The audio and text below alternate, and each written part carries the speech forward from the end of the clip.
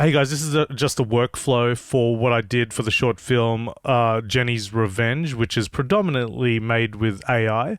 I first start off with Leonardo AI, and that's where I just make the image. Yeah, I'll show you the prompt in a second. And then sometimes I tweak it in Photoshop. After I get the image, I upscale it in Leonardo AI. It has really, really good features there.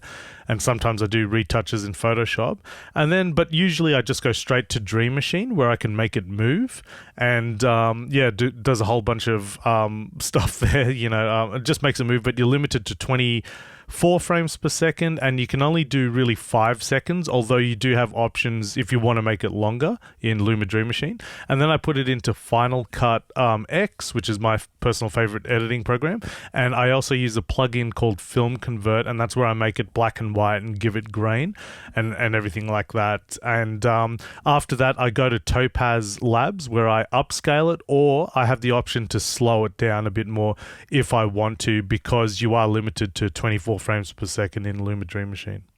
This is the image that really started the short film. That's why I love making these vignettes on Made in Silver Dreams, because just this 5-second image, 5-second video image or whatever can spark off a whole entire idea for a story. And the prompt was a beautiful female reporter wearing a coat is writing down notes on a notebook. We are in a train station, lots of atmosphere, smoke, and old steam train is in the background. It is old with lots of age on it, and this really sparked off the idea, is she following a murder mystery? Is she and all the rest of it. And so I like my prompts to be pretty open and let AI just generate the worlds, and then my mind can do the rest, just fill in, where did this lady come from? What's she doing here?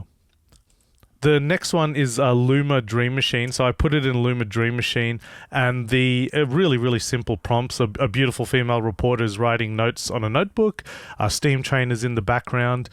And that's it. And I was very lucky. Usually it takes like several renders to get a decent video file, because sometimes they do really weird stuff. I don't have an example here because this one came out well, but I was lucky. The first pass I got exactly what I was after, and just really you are limited, I think, with AI at the moment. Just really subtle movements, not too crazy, just to make it a bit more believable, because quite often you get these crazy movements that just doesn't look right, just doesn't look normal.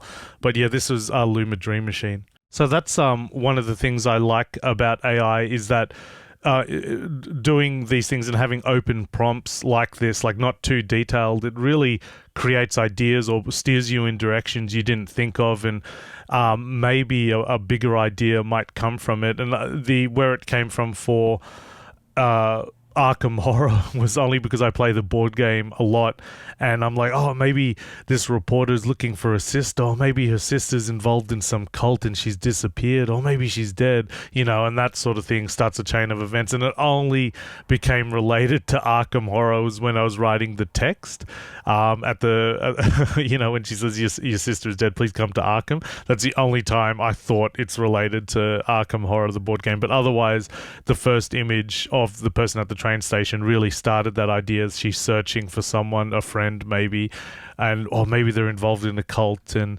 and things like that. But that's Jenny's Revenge.